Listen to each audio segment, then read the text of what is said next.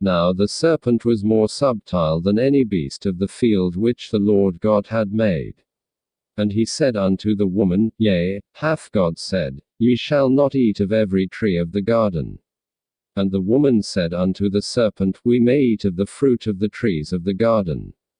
But of the fruit of the tree which is in the midst of the garden, God hath said, Ye shall not eat of it, neither shall ye touch it, lest ye die. And the serpent said unto the woman, Ye shall not surely die. For God doth know that in the day ye eat thereof, then your eyes shall be opened, and ye shall be as gods, knowing good and evil. And when the woman saw that the tree was good for food, and that it was pleasant to the eyes, and a tree to be desired to make one wise, she took of the fruit thereof, and did eat, and gave also unto her husband with her, and he did eat. And the eyes of them both were opened, and they knew that they were naked, and they sewed fig leaves together, and made themselves aprons.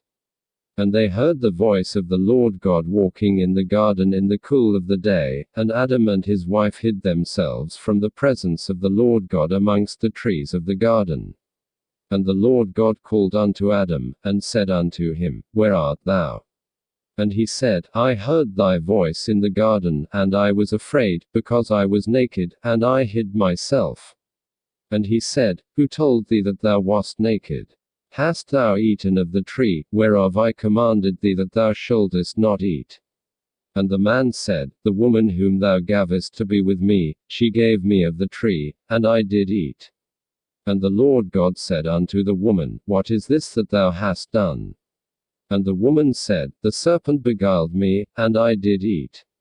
And the Lord God said unto the serpent, Because thou hast done this, thou art cursed above all cattle, and above every beast of the field. Upon thy belly shalt thou go, and dust shalt thou eat all the days of thy life.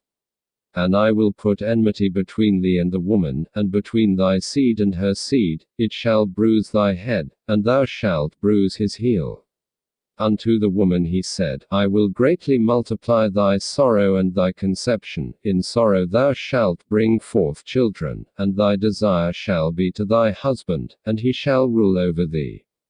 And unto Adam he said, Because thou hast hearkened unto the voice of thy wife, and hast eaten of the tree, of which I commanded thee, saying, Thou shalt not eat of it, cursed is the ground for thy sake, in sorrow shalt thou eat of it all the days of thy life. Thorns also and thistles shall it bring forth to thee, and thou shalt eat the herb of the field.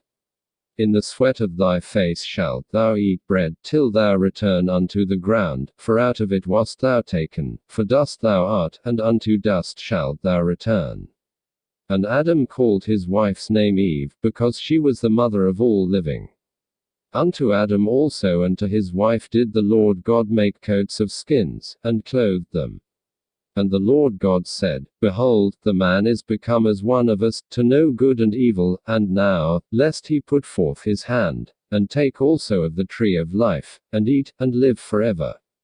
Therefore the Lord God sent him forth from the Garden of Eden, to till the ground from whence he was taken. So he drove out the man, and he placed at the east of the Garden of Eden cherubims, and a flaming sword which turned every way, to keep the way of the tree of life.